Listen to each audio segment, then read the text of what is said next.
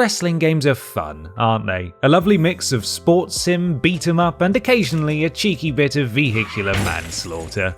Due to wrestling's over-the-top nature, it quickly became a natural avenue for video game publishers, allowing average Joes like you and I the chance to lather up in baby oil and super flying dragon rana each other, whatever that means. As such, there have been hundreds of wrestling video games produced dating back to the early 1980s. The biggest wrestling company then and now is of course WWE, and Vince McMahon's sports entertainment behemoth has licensed over 80 games in the past 40 years, featuring all your favourite wrestling stars like Major Inconvenience, Chuckles the Wonder Clown, and even Limpy Biscuit Man himself, Fred Durst, my favourite superstar. But in this massive Royal Rumble of video game carnage, what is the worst and what is the undisputed best? Of course, we're going to rank them. I mean, the clue is in the title of the video that you clicked of your own free will. Why am I even explaining this to you? But before we start, some much needed ground rules. Firstly, we're not including mobile games, LCD handheld games, flash games, or arcade games unless they were ported for home consoles. This means there'll be no WrestleFest on this list. I know, I'm sorry. Secondly, titles with multiple ports will only be listed once, no matter the varying quality of said ports. The only exception to this rule is if one port is a completely different gaming experience from the others. We're also only considering titles released under the WWF or WWE banner, so there'll be no WCW NWO Revenge. But this also means no ECW Anarchy Rules. And obviously no TNA Impact, even though it's nowhere near as bad as anyone says it is. In addition, we're not including any games that simply feature WWE alumni without the branding of the company itself, such as Hulk Hogan's main event or the Legends of Wrestling series, because otherwise we'd be here for ages, and they're not very good anyway. However, we're not just focusing on traditional in-ring games, so that means the weirder and wackier titles are ripe for inclusion as long as they were officially licensed by WWE. Oh yes, Crush Hour is incoming. Oh, and to save confusion, we will refer to all brands as WWE rather than switching between WWF and WWE. Just makes everything clearer, doesn't it? Let's rank 'em. I'm Ben Potter, winner of the Slammy Award for Nicest Trousers. And I'm Peter, insert obvious Stone Cold reference here, Austin from TripleJump, and this is every WWE game ranked from worst to best. Number 61. With Authority, PC 2001. Long before WWE Supercard was a thing in the ancient days of the year 2001, WWE had their first proper stab at a digital card game in the form of With Authority. A free-to-play download, With Authority gave WWE fans a competitive card game experience, but without the thrill of opening a real pack of cards and that alluring new card smell. With Authority plays like your standard Magic the Gathering style card game, but with Bubba Ray Dudley standing in for Gideon Dura. Players could buy digital card booster packs and playbooks and would battle it out online with other players. The game itself is a bit, well, dull, and the concept was not fully realised back in 2001. THQ shut the servers in 2003, but a community of hardcore players still exists to this day. Number 60. WWF Warzone, Game Boy, 1998.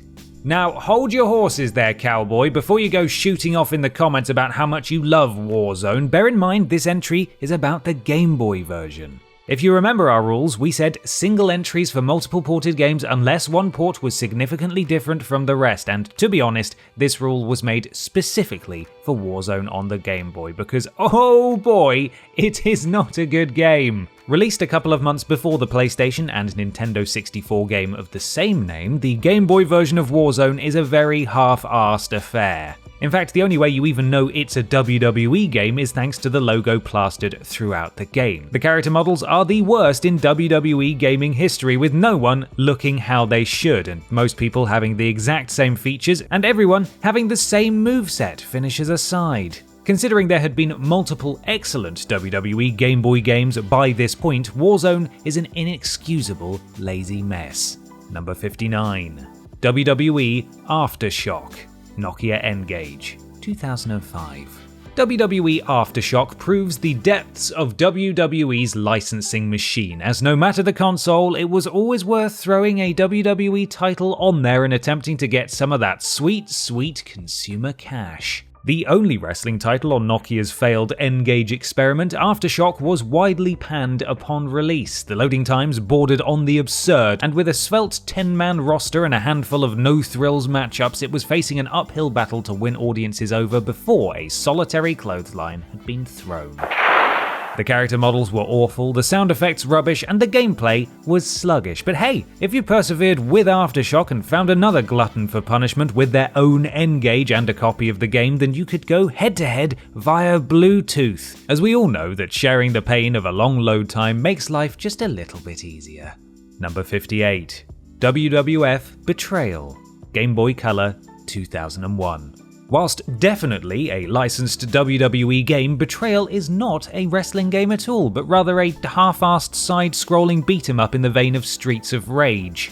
Players can choose to play as one of Triple H, The Undertaker, Stone Cold Steve Austin, or The Rock, fighting a bevy of referees, camera operators, and other various hired goons in a quest to save Stephanie McMahon. Whichever wrestlers you don't pick appear in the game as boss fights, and when the day is done and Stephanie is saved, you find out it was all a ruse by those sneaky McMahons, achieving what exactly, I don't know. Still, you win the WWE title on a helipad, and that's quite cool, isn't it? Betrayal is a fun little game, but it's not incredibly hard or long, and it's not really a wrestling game, is it? Number 57.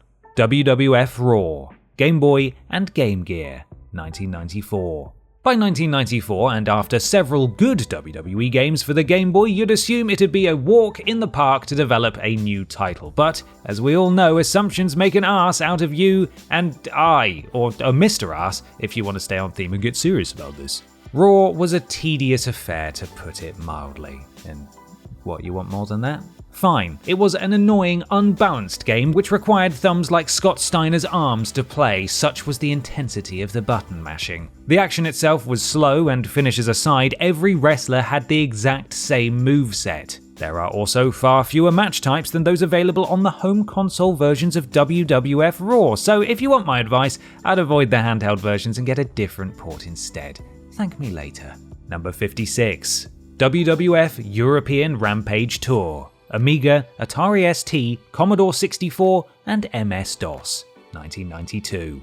By 1992, WWE's popularity was waning stateside, but was thriving in Europe. To capitalize upon this, European Rampage Tour was thrown together by developers Ocean to hone in on this passionate section of the WWE audience. There's nothing great about European Rampage Tour, it was nothing new and nothing special. Playing like the WrestleMania titles of the same era, European Rampage Tour was a tag team-only affair, with players able to make a dream team out of Hulk Hogan, Macho Man Randy Savage, The Ultimate Warrior, and Bret Hart. You travel through London, Munich, and Paris battling the Nasty Boys, Natural Disasters, and Money Inc. before earning a title match against the Legion of Doom in that classic European venue, Madison Square Garden. What's more, even though the game is European Rampage, all wrestlers featured are from North America. If only there was some kind of English canine man in the WWE at the time. Never mind. Number 55. WWF Road to WrestleMania, Game Boy Advance, 2001. For those used to the in-depth intricacies of modern WWE games, then the idea of a wrestling title on a diminutive handheld may not compute, but there were a whole host of WWE titles developed for the Nintendo Game Boy family especially. Out of all of them, 2001's Road to WrestleMania is easily one of the worst. Don't get me wrong, it looks fantastic and the theme music sounds great for a Game Boy Advance, but considering that by 2001 we were well into the WWE THQ glory years, this punch-kick affair felt a bit dated by comparison. Still, Road to WrestleMania is quite fun, and with a roster of over 20 wrestlers as well as several match types and arenas to choose from, you could easily waste an hour or two on a bad coach journey with it. Number 54. WWF WrestleMania Steel Cage Challenge, NES, Sega Master System, and Game Gear, 1992. WrestleMania Steel Cage Challenge was the only WWE game developed for the Master System and the second to last for the NES. The NES and Master System ports had different rosters, but would fans collect them all for the ultimate WWE experience? Well, no, probably not. No matter which edition you went for, every wrestler had the exact same moveset, mainly consisting of punches and kicks and the occasional body slam if you were lucky. But Steel Cage Challenge had one thing working in its favour: the Steel Cage Challenge. It had a steel cage. Previously, cage matches could only be found in WWE arcade titles, but now fans could experience the blue caged glory from the comfort of their living room. But the cage still isn't enough to make you really care about this game. Steel Cage Challenge received average reviews upon release, and it hasn't gotten any better with time. Even some of the WWE titles that preceded Steel Cage Challenge are still more fun to play than this. Number 53, WWF Royal Rumble, Dreamcast 2000. The PlayStation had SmackDown, the N64 had No Mercy, and Dreamcast? Well, the Dreamcast had Royal Rumble. First released as an arcade title by SEGA, THQ ported it to the Dreamcast, and the crowd went absolutely mild, and it's not hard to see why. A paper-thin roster and literally 2 game modes, Royal Rumble and Exhibition, Royal Rumble is a poor excuse for a home console wrestling game, doubly so when you consider what else was available at the time from the same publisher. If this were just an arcade cabinet, then it would be fine. Good, even. But as a home console release, it's very, very poor. Still, credit where it's due, it could support 9 wrestlers on screen at a time during the 30-man Royal Rumble match. But as there were only 19 wrestlers to choose from, many would pull double duty after being eliminated. The cheats. Number 52. WWF WrestleMania Challenge, NES, 1990. The follow-up to the genre-establishing WrestleMania, WrestleMania Challenge took everything that worked with its predecessor and went, nah, let's make something new. Gone is the front-on camera, replaced with a weird 45-degree angle like Fire Pro, but nowhere near as good. Not as fluid or as fun as WrestleMania, Challenge still offers players multiple match types to keep them coming back for more. While it's not going to make you bin all your other WWE games for it, WrestleMania Challenge does have quite a degree of charm. The wrestler sprites accurately depict their real-life counterparts and have tons of personality, which is quite the achievement for an 8-bit game. Wrestler themes are also reimagined and play over the matches, and if you don't end up tapping your toes to Brutus Beefcake's NES music, then you need to go and take a long hard look at yourself in the mirror. Number 51. WWF Raw, Xbox and PC, 2002. Before THQ decided that SmackDown was going to be the one true WWE title to rule them all across all consoles, non-PlayStation owners had to deal with some absolute dreck if they wanted their fix of WWE gaming. Case in point, Raw. THQ enlisted Anchor Inc., who had developed the original UFC game, to take charge of Raw, and they missed the mark fairly spectacularly. See, by 2002, SmackDown fans were used to having the full WWE experience. TLC matches, Hell in a Cell matches, even commentary despite it often being terrible. Raw promised all this and more, but delivered none of it, and instead gave fans terrible swooshy cameras, clunky controls, and some suspect damage calibration. There wasn't even a season mode, so after you'd played a couple of exhibition matches, what was going to entice you back? It was a rushed mess of a game. Number 50. WWF Attitude, Game Boy Color, 1999.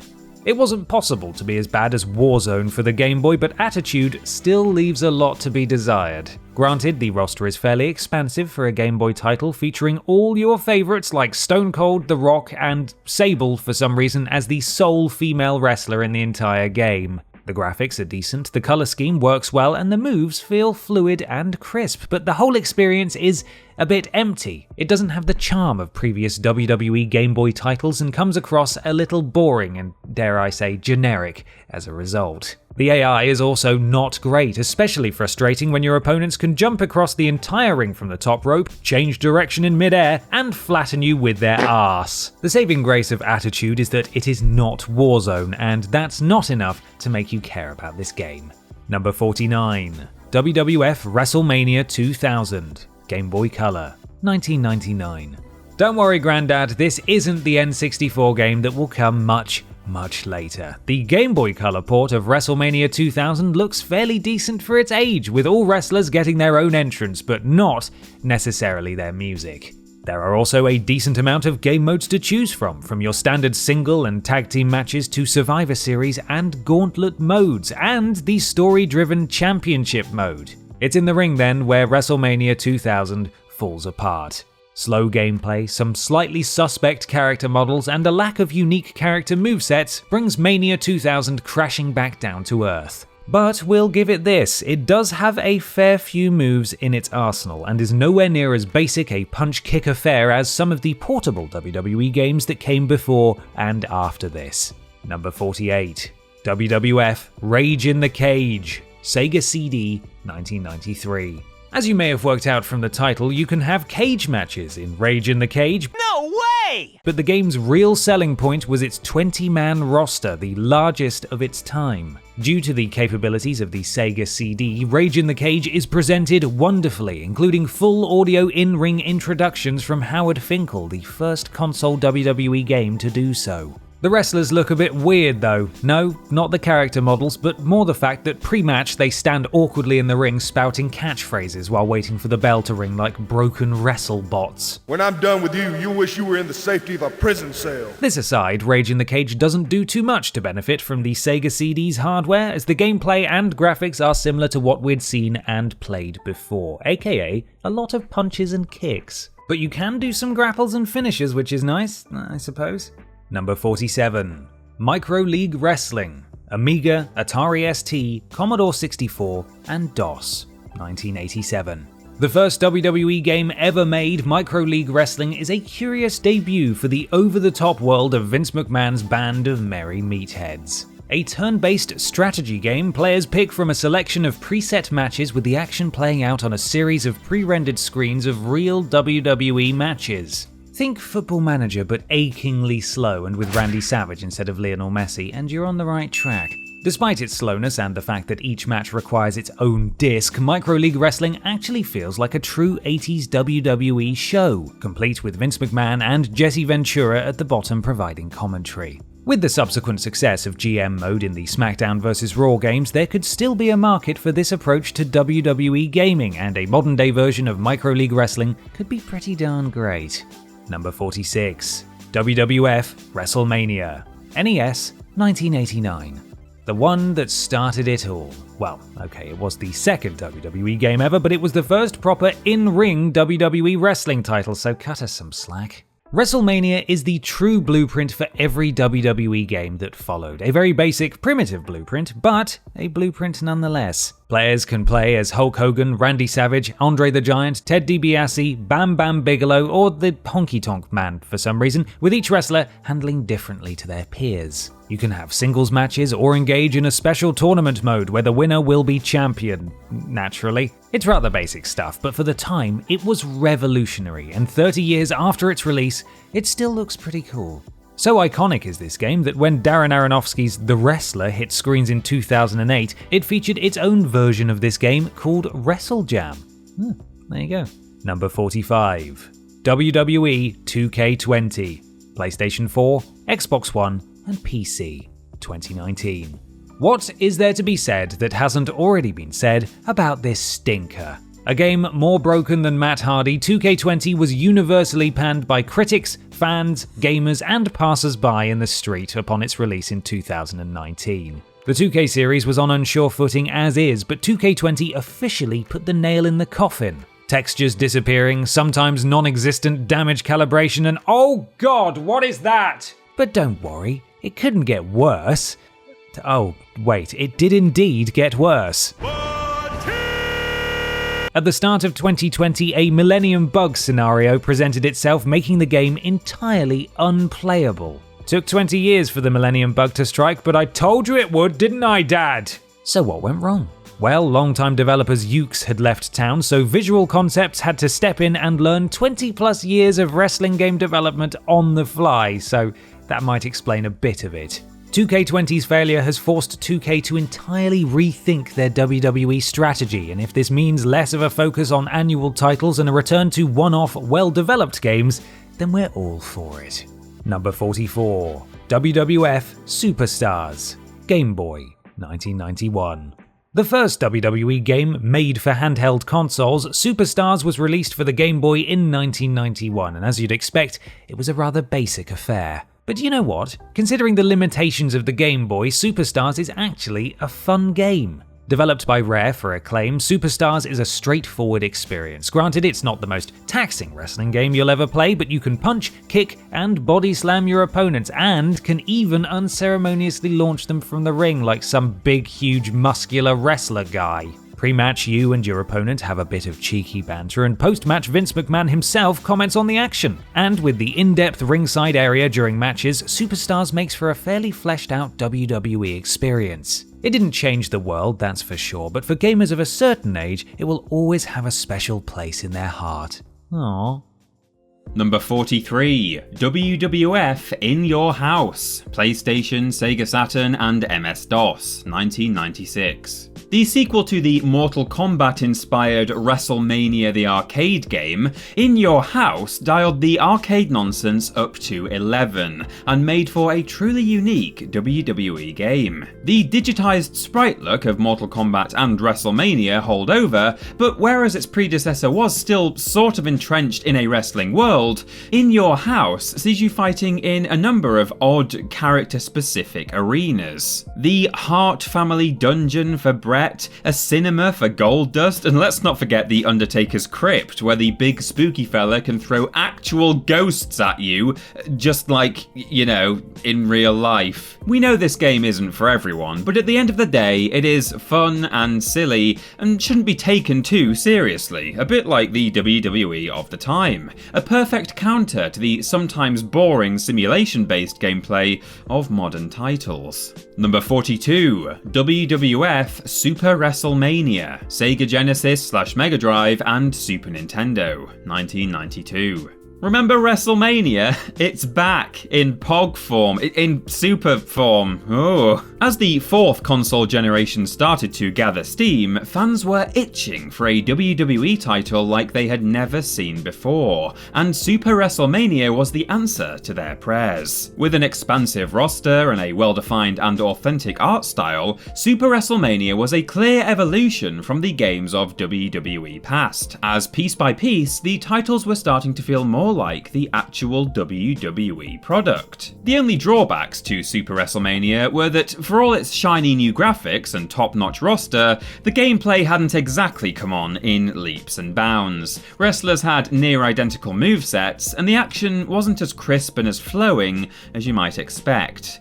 But as a core game to build on, Super WrestleMania had some solid fundamentals, which would be improved upon drastically in subsequent titles. Number 41, WWF WrestleMania, Amiga, Amstrad CPC, Atari ST, Commodore 64, DOS, and ZX Spectrum, 1991. Yes, all of these platforms were still widely popular in Europe in 1991, and seeing as the WWE was the hottest thing since TripleJump Chili Night trademarked, it was a no-brainer to produce a WWE game for them. What is essentially a scaled-back port of the Superstars arcade game, WrestleMania is a colourful, well-rounded grappler that still looks pretty cool. I mean, it's not as cool as Superstars, but beggars can't be choosers. The arcadey feel works well in these earlier WWE games, and being able to just jump in and have a scrap is pretty rewarding. Unfortunately, you can only play as Hulk Hogan, Ultimate Warrior, or the British Bulldog, but you're equipped with a whole host of moves from pile drivers to top rope missile drop kicks. And if you get really angry, or your best mate is battering you without breaking a sweat, then you can just grab a chair and beat your opponent without mercy.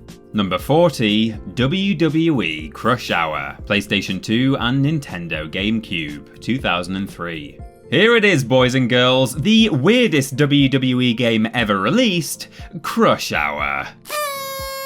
Answering the age-old question of what would a massive murderous Mercedes driven by Kane look like, Crush Hour was WWE's attempt to muscle in on the Twisted Metal and Carmageddon vehicular combat genre. Crush Hour imagines a world where Vince McMahon has taken control of every TV network, utterly horrifying, and is shoehorning WWE talent into every show. Naturally, he decides a violent car deathmatch is the thing that everyone wants to see. Featuring a massive roster of over 30 wrestlers with a character-specific vehicle, Crush Hour certainly gets the feel of a WWE Twisted Metal experience spot on. You can engage in hardcore matches, gauntlet modes, and even ladder matches, which is a logistical nightmare if you spend too much time thinking about it. But on the other hand, Crush Hour does get pretty old pretty quickly. The gameplay is repetitive, and the mechanics of the game aren't nearly as smooth as they need to be. However, like many WWE games, Crush Hour has its own cult following, and if you're in the mood for an utterly preposterous WWE game with its tongue planted firmly in cheek, then you can't really go wrong with this one. Number 39, WWF King of the Ring, NES and Game Boy, 1993. Despite the SNES firmly being the Nintendo console of the hour in 1993, the NES was still getting its fair share of new releases, with King of the Ring serving as WWE's last effort for this 8-bit wonder. Though it was also released on the Game Boy, the two different ports are remarkably similar. The NES version, however, has a bigger roster with 11 wrestlers compared to the Game Boy's 9. Weirdly though, King of the Ring allows you to be in the game. Literally, there's a wrestler called You, allowing you to change their name and attributes. Like other WWE games of the time, King of the Ring unfortunately has a limited moveset of mainly kicks and punches, but again the presentation is pretty much spot on. There's an allegory about the WWE product itself here that's right on the tip of my tongue, just give me a minute. King of the Ring didn't reinvent the wheel, but as arguably the best WWE title for NES and Game Boy, it deserves some kudos. Plus you can probably grab the Game Boy edition for about 14p now, and that's less than the price of a Curly Whirly. Number 38, WWE Legends of WrestleMania, PlayStation 3 and Xbox 360, 2009. Coinciding with the WrestleMania 25 pay-per-view, Legends of WrestleMania was THQ's attempt to squeeze our collective nostalgia gland and go, wasn't wrestling so much better in the 80s and 90s? Featuring a full retro roster and a whole host of old arenas, but with decidedly modern gameplay, Legends of WrestleMania was the first modern WWE game to focus on the classic era. It's just a shame then that it was a bit rubbish. Coming out at a time when all developers ever were shoehorning as many quick-time events into their games as possible, go on, shoot! Legends of WrestleMania was a particularly QTE-heavy affair. Going for a pile driver? Hammer X in time with a big prompt on the screen. Do it now! The gameplay as a result feels disjointed and clunky, and with an exaggerated art style for all the wrestlers, it comes across as a bit, well, weird. Nostalgia is indeed a hell of a drug, but in the form of Legends of Wrestling, it's one that we could have done without. Luckily, THQ would have another stab at producing an old school WWE game with decidedly more legendary results. But more on that later. Number 37, WWE Raw 2, Xbox 2003. A year after Raw 1's disastrously hollow release on the Xbox, THQ and Anchor Inc. learned from their mistakes and released Raw 2, presumably with a massive grovelling apology to suffering Xbox fans. Raw 2, or Raw 2 Ruthless Aggression if you want to get ruthless and aggressive about this, was a massive improvement over its predecessor. Where Raw 1 promised a whole host of match types and features but didn't deliver, Raw 2 made sure to pack in loads of new content to satisfy fans. Finally, Xbox players could partake in a Hell in a Cell match, batter opponents in a TLC fight, and even march through the entire WWE roster in season mode. The graphics were great too, they were the only saving grace for Raw 1, and there were tons of creator wrestler spaces so you could make all of your missing favourites. You could even select which referee you wanted to preside over the action. A nice touch, but arguably one that tasted of over-egged wrestle pudding. They really packed in everything they could here. Unfortunately though, the gameplay itself was still pants, with the wrestling action being so weirdly slow, it's as if the matches were taking place underwater. Proof, if it were ever needed, that a leopard can never really change its spots. Number 36, WWE Survivor Series, Game Boy Advance 2004. The penultimate handheld-only WWE title, with Aftershock being the last one, Survivor Series is one of the best portable wrestling games you can buy. As the most fleshed out WWE Game Boy title, Survivor Series featured a 16-man roster containing 8 of the best from Raw and 8 of the best from SmackDown. Plus, all wrestlers can perform their signature finishing moves, with certain characters having multiple finishes in their arsenal. Seeing as Survivor Series was firmly during the WWE brand expansion era, you could also pledge allegiance to a certain brand in story mode, slapping down anyone who got in your way. But be wary of how you play, as story mode placed less emphasis on winning matches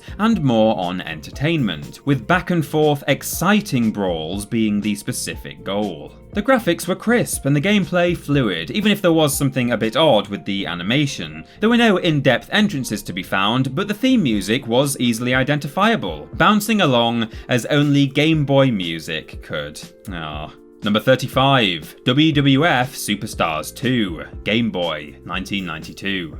A vast upgrade on the original Superstars, Superstars 2 was a far more enjoyable experience than its predecessor. New to the game were cage matches and a refreshed roster featuring Sid Justice, The Undertaker, and everyone's favourite Canadian, the Mountie. Gameplay was tweaked too, with more grappling and moves added to steer it away from formulaic punch-kick territory. You could even hold the select button once per match to regain strength, like when Hulk Hogan used to hulk up and shake his head a lot like a big blonde dog drying off. The characters were easily recognisable, which is not only impressive but useful when your screen is the size of a biscuit and everything's olive green. Superstars 2 is not the most in-depth video game you're ever likely to play in your life, nor is it even one of the most in-depth wrestling games on this list, but it retains a certain charm, and when you get used to the gameplay mechanics, it makes for an addictive little title. You could definitely do worse. I mean, there's at least 22 other worse games, according to this list.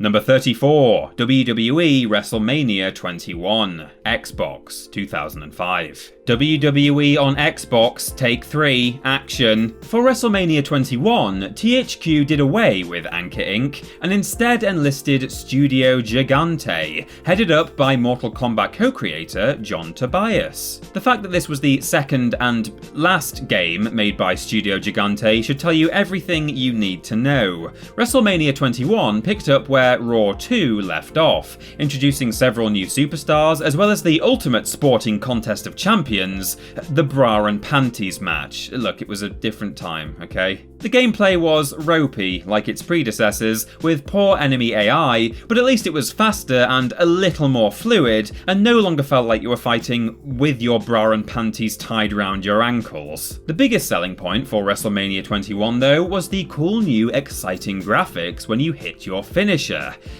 Well, I mean, the screen changed colour, and not much else happened, but it's new! WrestleMania 21 also drastically scaled back its Creator Wrestler mode, which to many gamers is one of the biggest selling points of any wrestling game, so maybe not a good move here. Luckily, this was the last non-SmackDown game Xbox users would have to endure, and that in itself was worth as much as any championship win. Sorry, did we rank this game as high as it is because it was the last of its kind?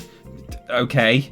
Number 33, WWE Road to WrestleMania X8, Game Boy Advance, 2002. Despite coming before Survivor Series in 2003, Road to WrestleMania X8 was a far better game all round, even with WWE's butchering of Roman numerals. To the untrained eye, there's not much difference between the two. Both had that weird, almost stop-motion animation style, and due to the fact that the Game Boy Advance only had 2 buttons, the move list wasn't exactly expansive, although the gameplay was intuitive and did more than you'd expect. But there was just just something about Mania X8 that felt better than Survivor Series. The roster was more exciting for a start, featuring Hall of Famers like Kevin Nash, Hulk Hogan and The Rock, and the hardcore mode was surprisingly fun, if not a little clunky. The theme music hit the nail on the head once again, even featuring cheeky chip versions of Jimi Hendrix's Voodoo Child and Rob Zombie's Never Gonna Stop. Critics and players alike agreed that this was the best Game Boy Advance WWE offering, with Mania X8 being the highest rated and best selling of the 3 games available for Nintendo's Purple Wonder. Number 32, WWF WrestleMania, the arcade game. Sega Genesis / Mega Drive, Sega 32X, Super Nintendo, PlayStation, Sega Saturn, and MS-DOS, 1995. Can I offer you some delicious Marmite for your wrestle toast? One of the most divisive games in wrestling history is WrestleMania, the arcade game. Starting life as, wait for it, an arcade game, surprise! WrestleMania was soon ported across all the major home consoles of the time. Developed by Midway Games, you know, the Mortal Kombat lot, WrestleMania was made to cash in on that sweet MK hype, whilst offering a more family-friendly alternative to Liu Kang and his friends ripping out people's innards and waving them around like football rattles from the 60s. Whilst sequel In Your House would go fully off the deep end, WrestleMania at least pretended it was set in a wrestling universe, whilst still being a bit bonkers. Players can expect a wacky off-the-wall arcade reimagining of traditional WWE action,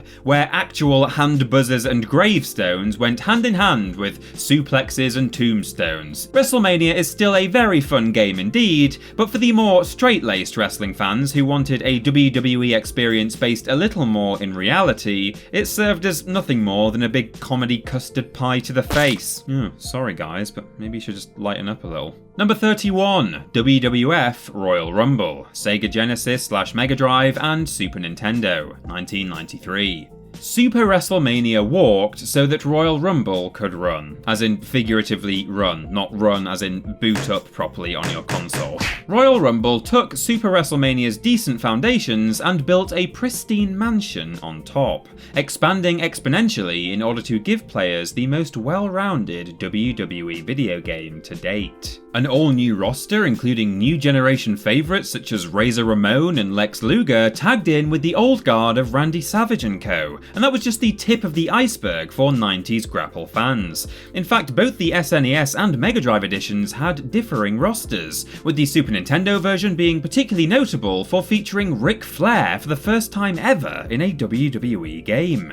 No matter your console, Royal Rumble finally gave us the ability to perform finishing moves, the one thing that was massively missing from every WWE game before it. Razor's edges, tombstones, Yokozuna's big bum drop thing, all were lovingly rendered in Royal Rumble. And if you couldn't nail your finisher, then you could just take the action outside the ring and bludgeon your opponent with a good old-fashioned steel chair instead. Exactly the kind of clean and wholesome fun that Nintendo consoles pride themselves on. Number 30, WWE 2K15, Xbox 360, Xbox One, PlayStation 3, PlayStation 4, and PC, 2014. Are you ready for the new generation of WWE games? I am. Let's look at them. The second WWE 2K game decided enough was enough and it was time for a change, so completely remodeled and reshaped what a WWE game should be.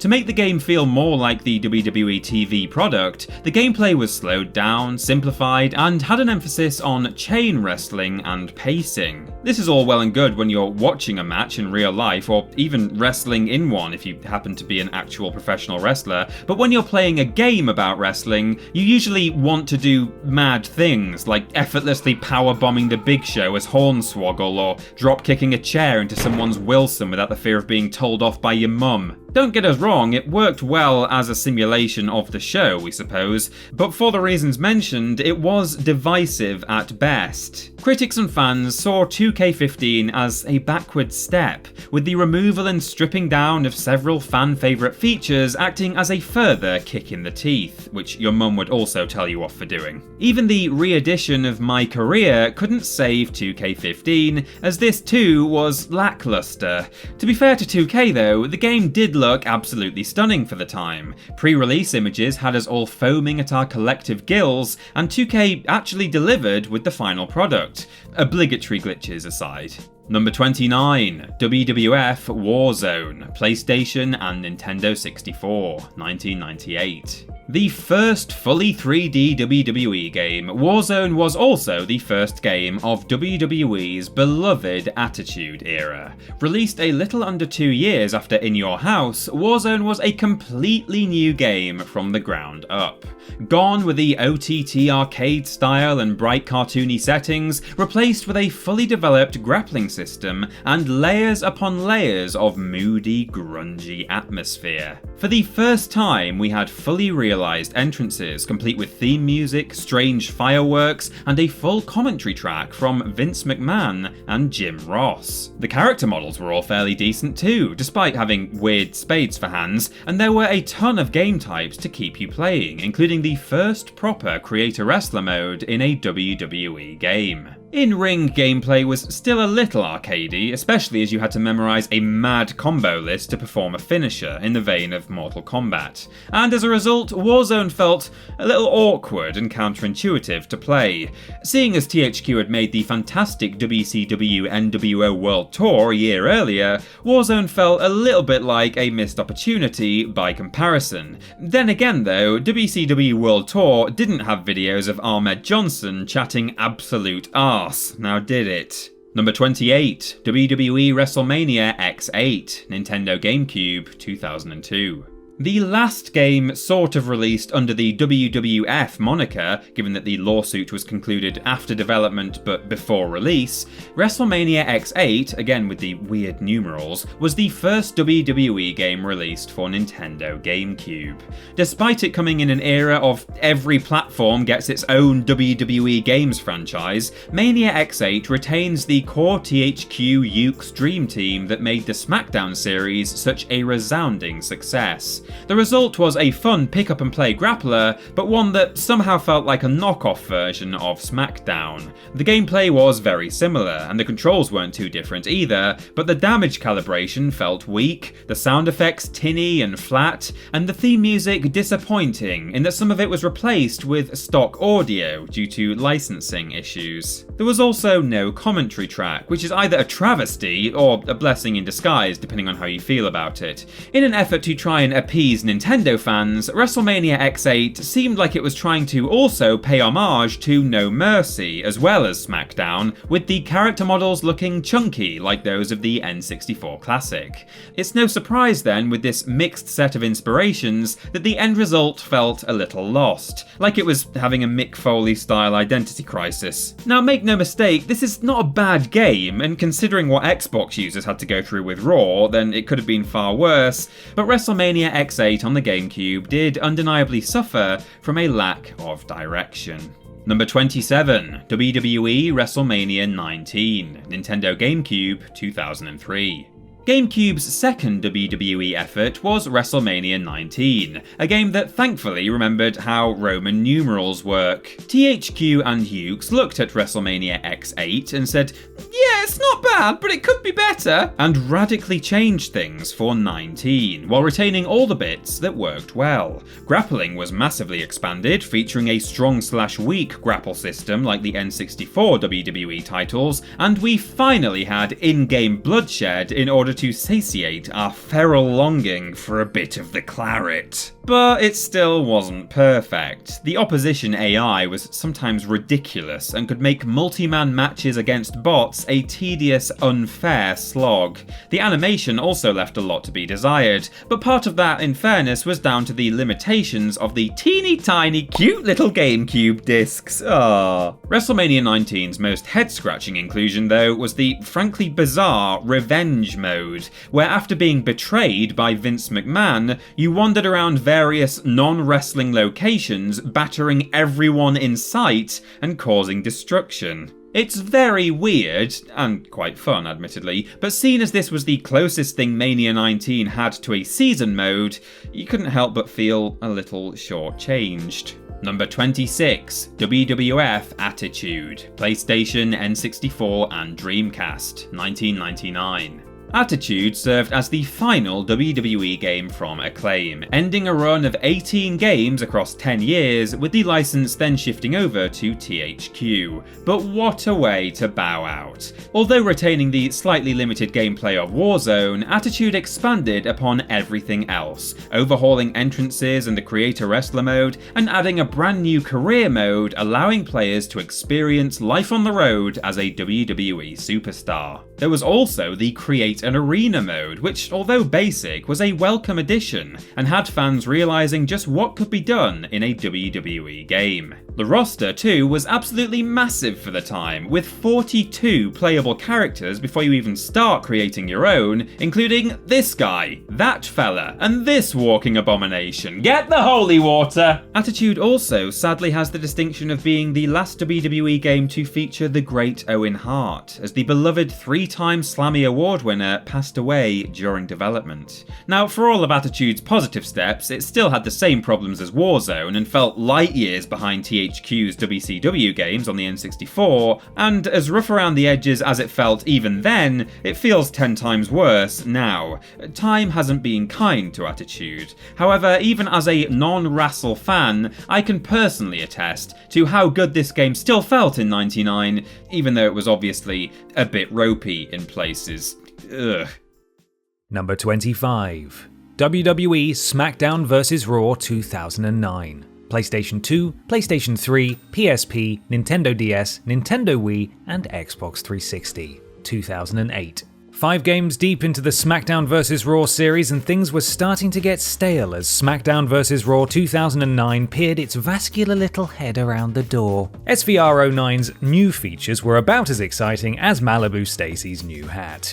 Gone were General Manager and Season mode being replaced with the boringly linear Road to WrestleMania mode, robbing us of the chance to experience a year in the life of Festus. THQ, you cowards! The inclusion of the Inferno match was a head-scratcher too, as there had only been 4 in WWE history, with the last being a full 2 years before SVR09 came out. The focus on tag wrestling was also a bit of a head-scratcher, as there were no good tag teams in the WWE at this time, and THQ had to rely on the nostalgia pop of classic teams like DX and the Hardys. The roster felt like a missed opportunity too, featuring tons of low-card talent like Chuck Palumbo and Jimmy Wang Yang, and pointless made-up characters like Masked Man and Tony the Soldier. Seriously, who over the age of 8 thought these guys were cool? Cue 20,000 comments below saying Tony for Hall of Fame, and Masked Man the greatest ever. Grow up. Number 24. WWF Raw. Sega Genesis/Mega Drive, Sega 32X, and Super Nintendo. 1994. With Super WrestleMania and Royal Rumble firmly in the past, Acclaim/LJN saved the best for last, ending their 16-bit WWE trilogy with Raw.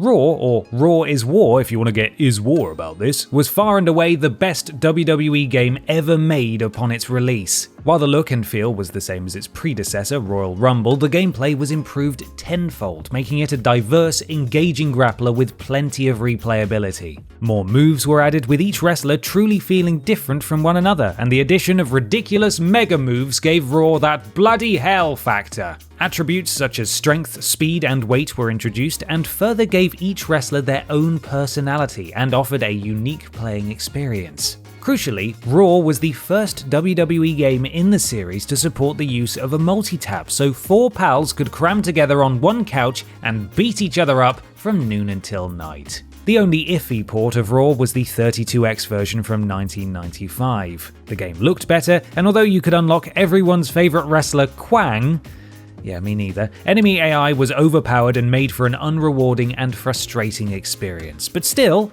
Kwang! Number 23.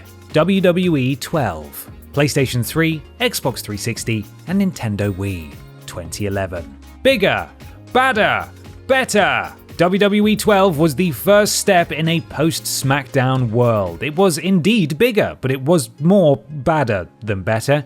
I think that's what they meant. As is tradition, THQ and Ukes went back to the drawing board for this new series and sought to redefine how WWE games play. For starters, the grappling system was completely overhauled, removing the strong and weak grapple options and instead creating a momentum-based gameplay experience. So if your opponent is as fresh as a daisy, you won't be able to just hoist them up and spinebuster them with minimal effort. You'd have to put some gosh damn work in first. Road to WrestleMania and WWE Universe mode were also tweaked, with the former allowing you to play as made-up grappler Jacob Cass, voiced by Austin Aries of all people, in a quest to become top dog of the WWE in a WCW war. You'd have thought WWE would be over the Monday Night Wars by this point, but apparently not. But for all of its new gadgets and tweaked delights, WWE 12 felt like a coat of fresh paint on a slightly banged up car. Not quite the giant leap forward THQ was aiming for. Number 22. WWE 2K18. PlayStation 4, Xbox One, Nintendo Switch, and PC. 2017. It's hard to know what to say about the 2K series to those who haven't played them. Yes, the bad stick out a mile and the good are very good indeed, but the rest, they're much of a muchness, really. The engine they're built upon is smooth and fluid when it works correctly. The graphics are superb and the gameplay is about as immersive as you can get, but ranking the ho-hum 2K games means we have to get a bit pernickety. So let's do it. For 2K18, the popular showcase mode was removed, and everyone's favourite, the Hell in a Cell match, was a very wonky experience, as the cell itself was far too big to fight around. But on the plus side, the creation suite was improved and expanded, and the roster was massive at over 200 wrestlers. But something just felt a bit off. It felt like we were playing out of politeness and a sense of duty rather than being genuinely excited to dust off our elbow pads and hop in the ring once more. 2K18 was also the first WWE game for the Nintendo Switch, so let's have a brief word about the Switch port, shall we? It's crap. Number 21. WWF SmackDown, Just Bring It. PlayStation 2, 2001. SmackDown Just Bring It was the third entry in the historic SmackDown series and has the unenviable position of being sandwiched in between two vastly superior games. That's not to say it was a bad game, Just Bring It was still a fun experience, but after the exhilarating highs of Know Your Role, it just felt good rather than amazing. Doubly so, as the first SmackDown game for the PS2, it didn't test the capabilities of the console and just felt like SmackDown 2 remastered. Two of the main problems with Just Bring It would turn out to be recurring problems for the SmackDown line, the commentary and the roster. This was the first SmackDown game to have a full running commentary track, and while it further enhanced the feeling and aura of the game, to say it was rudimentary is an understatement.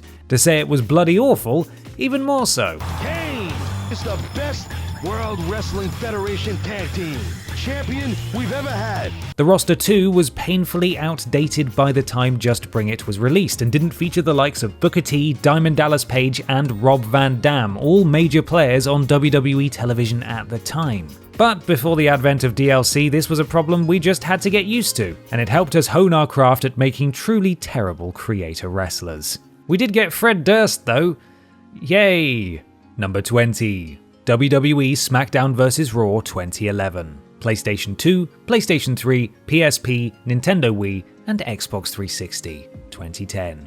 The final SmackDown vs. Raw game, in fact the final SmackDown game before the switch to the WWE and later 2K series, SmackDown vs. Raw 2011 was a worthy final entrant to the decade-long SmackDown saga. Once again helmed by THQ and Ukes, we were given features out the wazoo and more DLC packages than we knew what to do with. New table and ladder physics allowed for more unadulterated havoc, especially in the multi-man matches. The gameplay was still very enjoyable, while the addition of Universe Mode delivered a whole heap of content for solo players and was almost an acceptable replacement for the General Manager mode of yore. Almost. And let's not forget the absolutely bizarre Road to WrestleMania modes, with one path in particular making you take on an army of druids in a frankly terrifying hellscape. However, for all its new features and physics, SmackDown vs. Raw's engine was showing its age, staring into our eyes as if to say, please just put me out of my misery. While WWE 12 would tweak it and fix it up, the old dog was finally put to sleep by WWE 13. Sleep tight, old buddy. Number 19. WWE 2K17. PlayStation 3, PlayStation 4, Xbox 360, Xbox One, and PC, 2016. The cycle of modern WWE games goes as such: introduce features, introduce more features, strip back features, tweak remaining features, reintroduce old features as new features, get that sweet cash, rinse and repeat. For WWE 2K17, we were in the midst of the strip back features portion of this cycle, with the popular and engrossing showcase mode taken away seemingly as soon as it was given to us. 2K had a good reason for this though, as they wanted to focus more on season mode and improve it drastically. However, they failed to really deliver on this, at least not enough to justify the removal of showcase mode. 2K17 was still a good game though, outside of the mandatory bugs and glitches. The submission minigame was expanded and improved, and the re-addition of Goldberg as a playable character was fun, as who doesn't love spearing everything in sight? The rest of the roster too was absolutely stacked, with over 130 playable characters available, although some are only accessible via DLC. Still, there were enough wrestlers here to satisfy fans of all eras, one of the true positives about the 2K series as a whole. Number 18. WWE Day of Reckoning. Nintendo GameCube, 2004. Remember before when we said that the GameCube WrestleMania games were okay, but something just wasn't quite working? Luckily, this had all been worked out for Day of Reckoning's release. One of the more often forgotten about WWE games, Day of Reckoning feels like the true sibling of both the N64 games and the SmackDown series, taking elements of both and creating some sort of underappreciated monster baby. There was the easy-to-understand controls and pick-up-and-play aspect of the N64 games, mixed with the overall presentation and depth of character of the SmackDown series. Day of Reckoning also introduced the Momentum Shift feature, which shifted a wrestler from being the beater to the beaten. Beatery? It shifted the momentum of the match, basically. But not everything got the Midas touch. The inclusion of the bra and panties match was an odd choice, as it wasn't great anyway, and there were only 4 female wrestlers included on the roster. The lack of a backstage area was annoying, especially as it had been promised, and the in-game music bordered on the obnoxious. Still, a massive leap forward from the WrestleMania games, and things would only get better for GameCube owners. Number 17. WWE 2K16. PlayStation 3, PlayStation 4, Xbox 360, Xbox One, and PC, 2015.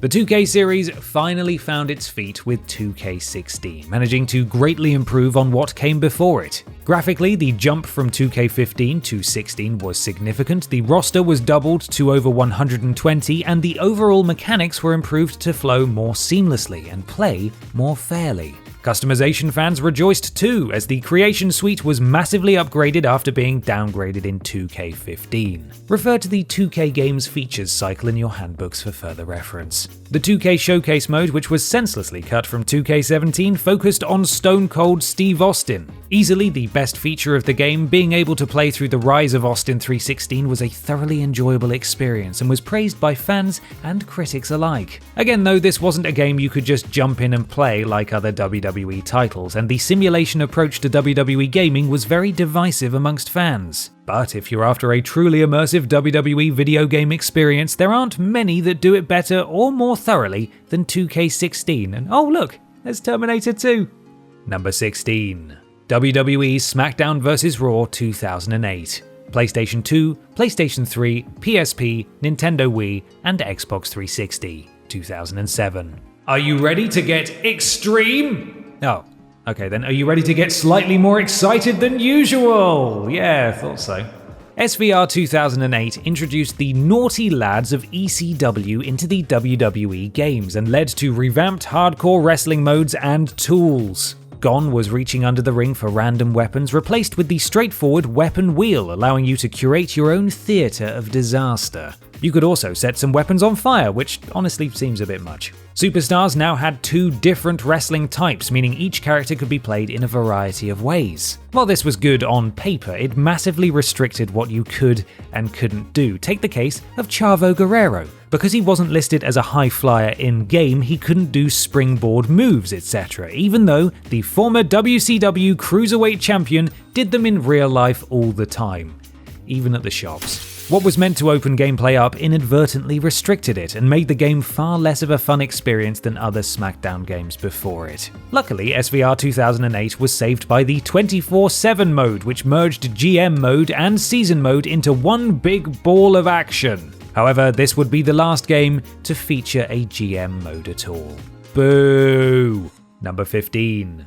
WWE 2K19, PlayStation 4, Xbox One, and PC, 2018. Hindsight is a beautiful thing, isn't it? Whether realizing too late that the final donut was probably not a good idea, or the fact that WWE 2K19 was in fact a very good game indeed, as 2K20 taunts you with its horrific, unfinished face. It seems almost strange now that 2K19 was met with mixed reviews from players and reviewers alike upon release, but is now widely heralded as one of the best of the 2K series. Moving away from the simulation style that had dominated earlier titles in the series, 2K19 was a more intuitive and flowing affair, but still retained a great level of depth and realism, and whatever the hell Big Head mode was. My Career mode was fleshed out, taking you from the Indies to WrestleMania, and Showcase mode returned, featuring everyone's favourite bearded scamp, Daniel Bryan. It's obviously Daniel Bryan. 2K19 still had its fair share of bugs and glitches, and the commentary track was still mainly naff, but it remained a very well-rounded wrestling game, and thanks to the absolute dumpster fire that was 2K20, its reputation will only grow. Hell, WWE themselves still advertise it on TV rather than promote 2K20. Oh dear. With the WWE 2K series' future up in the air, if 2K19 serves as the series' swan song, then it is certainly a fine way to bow out. Number 14. WWF SmackDown, PlayStation 2000. Ah, SmackDown. Little did we know back in the year 2000 that PlayStation's latest WWE grappler would completely change the game. Although PS1 owners hoping for something in the vein of THQ's N64 wrestling games may have been a little disheartened at first, SmackDown proved to be a fun, self-contained WWE game with endless replayability and sold a boatload of copies. The roster showcased the best of the Attitude Era, and the creation suite was more in-depth than any other WWE game that had preceded it. The in-ring action was frenetic and very, very fun, with the ability to hit your finisher at any point, causing many fights with friends and siblings alike, and for the first time in a WWE game, there was an expansive backstage area to fight in. But SmackDown was very rough around the edges, which is understandable as both the first in a series and the first WWE game made by the partnership of THQ and Ukes. The entrances were a little strange, but did boast better AV qualities than any other WWE game, and some of the presentation was a bit sloppy, but it didn't affect the game all that much. Luckily, the engine that ran the whole thing was solid, and while subsequent SmackDown titles were miles better, the debut title still packs a wallop. Number 13. WWE SmackDown vs Raw 2007, PlayStation 2, Xbox 360 and PSP 2006. Finally, THQ learned their lesson, and after years of the SmackDown games being PlayStation exclusives, SmackDown vs Raw 2007 reared its head on the Xbox 360, finally giving Xbox owners a WWE game they could be proud of.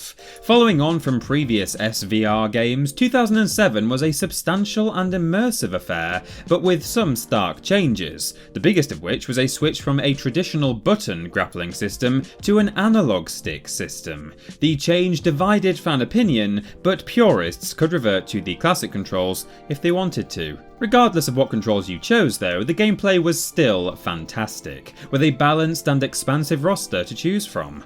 Alongside the aforementioned new grappling system were tweaked grappling options, including ultimate control moves and arena hotspots, a tiny bit like the OMG moments of 2K, but nowhere near as exciting or cool. Then there was SVR 2007's big selling point: we could fight in the crowd!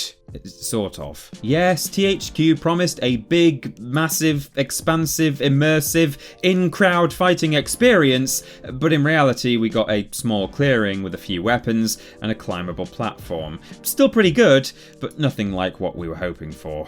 Number 12. WWE All Stars, PlayStation 2, PlayStation 3, PSP, Nintendo Wii, Nintendo 3DS, and Xbox 360, 2011. All Stars is a surprising game. One look at the chunky, over-the-top art on the front cover, and you're likely to tut and whine, "This is an abomination, I want realism and rest holds, not this childish nonsense, thank you very much." But that's a stupid thing to say. Stop saying it. All Stars took us back to the arcade WWE games of old, and injected some much needed fun and colour into a game series that had gotten a little stale and grey. Featuring a roster of contemporary WWE superstars and legends of the industry, All Stars took a what-if approach to storytelling, allowing unique and interesting dream matches to come to life. Leaving all logic by the door, All Stars was a daft beat-em-up, throwing out the more realistic simulation-like experience of the SmackDown vs Raw games, and instead revelling in its own weirdness. The game evoked memories of sitting in your undies playing with wrestling action figures as a small child,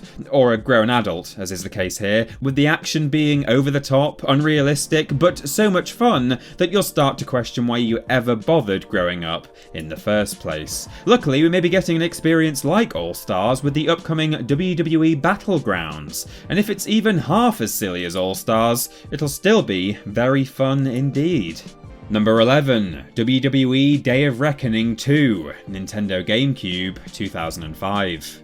Day of Reckoning 2 was everything a good sequel should be, i.e. the first one but with bells on, basically. Realising they had a formula that worked, THQ and Yuke's did very little to Day of Reckoning's mechanics, instead choosing to just load it up with more features than you could shake a kendo stick at. The story mode was expanded, picking up where Day of Reckoning 1 left off, and saw you feud with the omnipresent Triple H. At times, the difficulty curve in story mode was ridiculous, but it still made for a rewarding experience. 2 new gameplay features were added in the form of stamina and a revamped submission mode, but the stamina meter in particular stuck out like a sore thumb, adding an unexpected realistic element to an otherwise fairly arcadey game. But the submission minigame was at least a fun and welcome little feature. Additionally, Day of Reckoning 2 had better graphics, improved enemy AI, and a roster of over 40 WWE superstars, as well as the usual game types like TLC and Hell in a Cell. It also retained the basic but easy to use logo designer, meaning you could put a drawing of a lovely cat on your creator wrestler's jumper, or a Naughty Wilson if you made a baddie. What's the word? A heel? Number 10, WWE SmackDown vs Raw, 2010. PlayStation 2, PlayStation 3, PSP, Nintendo DS, Nintendo Wii, and Xbox 360, 2009. As with most of the annual WWE games, the smallest of changes can make or break a title and can radically alter their legacy. Case in point, remember the stick grappling system of SmackDown vs Raw 2007 we spoke about merely moments ago? Well, it was unceremoniously binned off for the 2010 edition, with THQ returning to the traditional button approach, and there was much rejoicing. The HUD was also dramatically scaled back, giving the game a very clean and fresh look.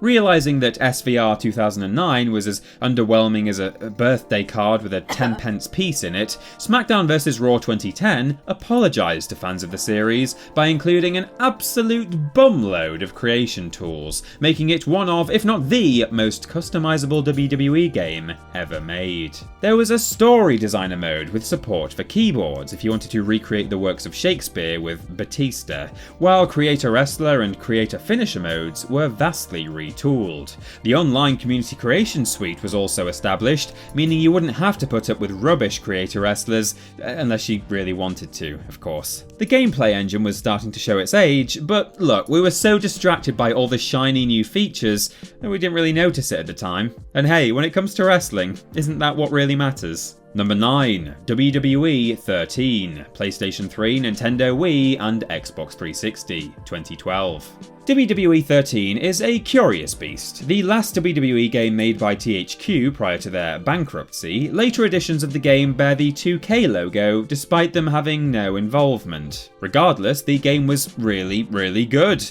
and it felt like the series was turning a corner. CM Punk as the cover star, an updated and retooled engine, a return of the special referee mode.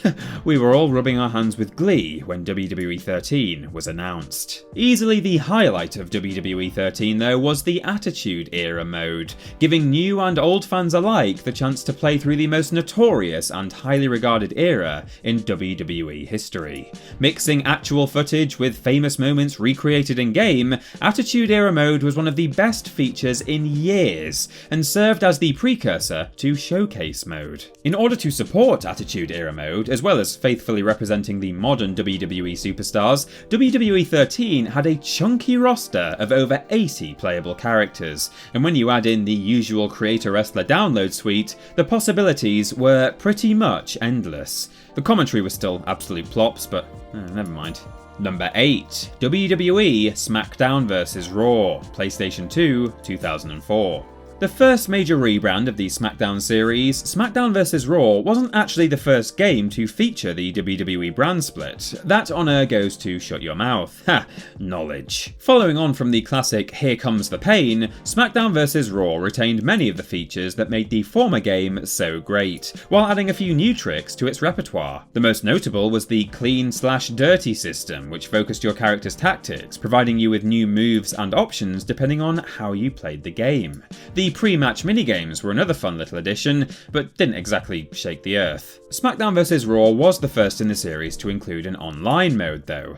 Although it was an extremely basic affair, it was still something the series had been crying out for. It also finally featured the voices of the wrestlers themselves in season mode, giving an extra dimension to the fan favourite feature.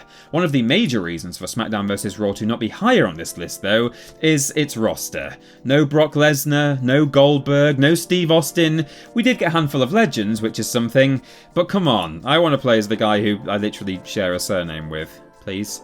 Number 7. WWE SmackDown Shut Your Mouth, PlayStation 2, 2002. SmackDown's fourth outing, Shut Your Mouth, sorry, that's the title of the game, not a threat, started to take its first baby steps away from the pick up and play outings that had preceded it. Okay, so not entirely, as the gameplay was still easy to jump into, and there were tons of death-defying things you could do in game, like jumping off the Titantron or fighting in a train station.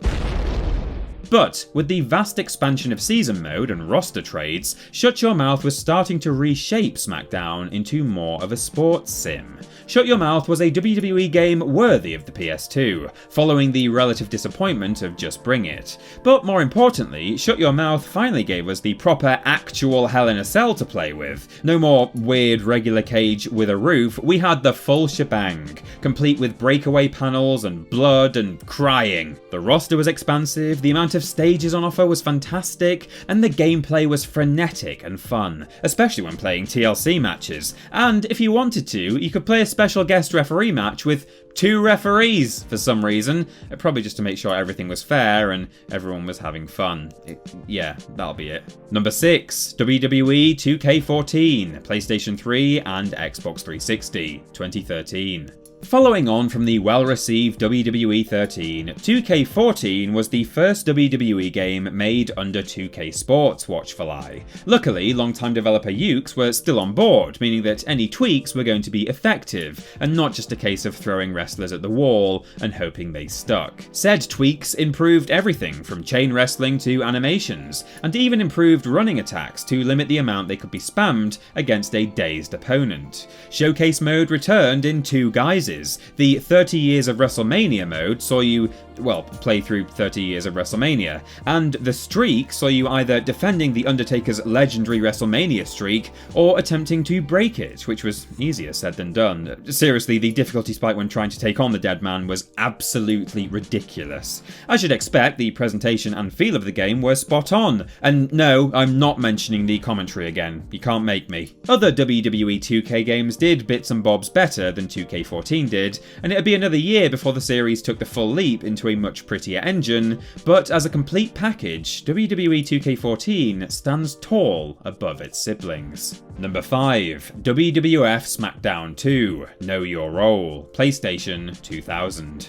The leap from SmackDown to SmackDown 2 Know Your Role was massive. Knowing that the first game had done well, THQ and Yuke's sought to hone and improve SmackDown's engine as much as possible for its sequel. But like its predecessor, Know Your Role was still quite rough in places. The ladder match in particular was a sloppy affair, as it was very possible to win in about 5 seconds, such was the apparent lack of a minigame. But sod it was still fun. The Hell in a Cell was strange too, as it was not really a Hell in a Cell. I mean, it wasn't even a kennel from hell. But you know what? It was the first time the match had been replicated in any video game, so at the time, we just accepted it gleefully with our mouths agape the first time we climbed onto the cell roof. For you younger viewers whose earliest exposure to WWE games was in the SVR or 2K series, you may not get the hype, but the Attitude Era games were genuinely big and exciting events. Even non-wrestling fans, like me, played the first couple of SmackDown games because they were that damn good. In fact, these games may even be responsible for getting a chunk of the modern fanbase interested in WWE in the first place. Number 4. WWE SmackDown vs. Raw 2006, PlayStation 2, 2005. SmackDown vs. Raw 2006 came at a turning point for the WWE. The old guard of the Attitude Era were mainly gone, and the company was resting on the broad, invisible shoulders of John Cena and Batista. The SmackDown series also shifted too, moving further away than ever before from the arcade style that dominated wrestling games for the best part of 20 years. SVR06 then introduced a number of new gameplay modes, from Buried Alive matches and Fulfill Your Fantasy matches, don't ask, to Create an Entrance mode and the legendary General Manager mode. We could also, for the first time, challenge for titles in exhibition matches, a feature which previously had only been available in season mode. While you may scoff and say, you were excited about that? The answer is yes. Yes, we were. It made the game a more personal affair, and now when pitting your creator wrestler against your mates, the stakes were much greater. SmackDown vs. Raw 2006 still holds up incredibly well nearly 15 years later. And if you're still at a loss with the collapse of 2K20, then you could do far worse than dusting off your old PS2 and firing up SVR06. Number 3. WWF WrestleMania 2000, Nintendo 64, 1999. Here we go, Grapple fans, it's some N64 content to keep you happy. WrestleMania 2000 was when everything changed. THQ jumped ship from WCW to WWE and gave us the third installment in their classic Grappler series, if you don't include the Japanese Virtual Pro Wrestling series, which was also incredibly good, to be fair. The gameplay was intuitive and easy to jump into. The character models, although on the chunky side, had a lot of character to them, and the ability to completely alter any established wrestler's appearance made for some interesting rosters. Talking of which, the two main drawbacks of Mania 2000 concern the roster, as well as the difficulty. The roster itself was a bit rubbish, as outside of the usual suspects like Stone Cold, Triple H and The Rock, you had a motley crew of mediocrity, with the likes of The Blue Meanie, Mideon, and Meat, and unfortunately we're not talking about the wonderful Mortal Kombat character. Additionally, the difficulty spike, especially when playing Road to WrestleMania mode, was ridiculous, and with a very vague reversal system on hand, you had to scrape and claw your way to victory. Those caveats aside though, WrestleMania 2000 and its sequel, and more on that in a minute, are still played religiously around the world, with many wrestling fans unable to look beyond these games in favour of anything else. And who are we to disagree? Number 2. WWE SmackDown Here Comes the Pain, PlayStation 2, 2003.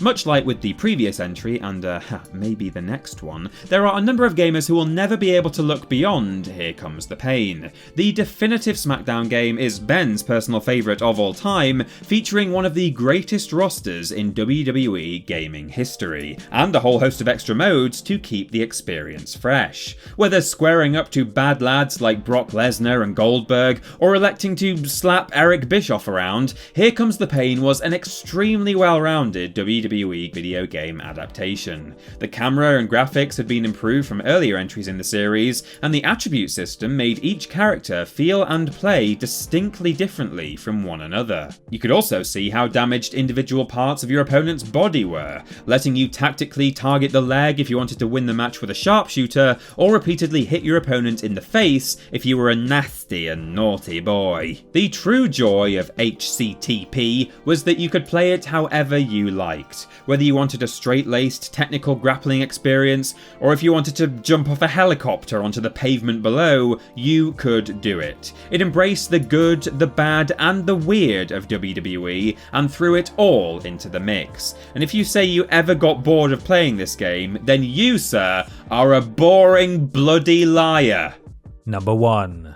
WWF No Mercy. Nintendo 64, 2000. 20 years have passed since No Mercy was released, and it is still, to this day, the benchmark for professional wrestling games. I know it, you know it, and even the wrestlers themselves know it. When Midway released TNA Impact, part of the hype came from the devs claiming it was based on No Mercy, and with AEW having a game in the works, Cody Rhodes has already teased links to No Mercy before any details have been made public. But what made it so good? Well, for a start, the engine built for the N64 games was absolutely spot on, and with each passing release it just got better and better. No Mercy was its peak, improving on the ho-hum roster of WrestleMania 2000 and adding in features such as breakable tables, ladder matches, backstage brawls, and an in-depth season mode, alongside a revamped Creator Wrestler mode, and little gameplay tweaks such as the inclusion of running grapples. Plus, weapons wouldn't disappear when you drop them, so that was nice too. Yes, season mode was ridiculously hard, especially the handicap match against the APA, and the fact that some cartridges featured a bug that wiped the game completely was basically unacceptable. But the game itself more than makes up for it, and if you had one of the many perfect cartridges, then you had very little to complain about. To this day, No Mercy still boasts a huge following, from the traditional fans of the cartridge to a massive online modding community, and it just won't die. So here's to you, No Mercy, the greatest WWE game ever made, but we sincerely hope that one day you will be toppled. Please. We've suffered enough these last 15 years watching THQ and 2K try. And there we go, that was every WWE video game ranked from worst to best. But do you agree with our rankings? If so, then fantastic, a WWE title shot awaits you in your future. If not, we'll look forward to engaging you in a no disqualification scrap in the comments about the merits of Crush Hour. Also, if you have suggestions for other Every X ranked from worst to best videos, let us know. If we like your idea, we will add it to a very long list of other ideas we also like. You can follow TripleJump on Twitter here, and while you're at it, why not support the things you enjoy by having a look at our Patreon. Finally, don't forget to like the video, share it with your friends, and subscribe to the channel. I'm Ben. And I'm Peter from TripleJump, and thanks for watching.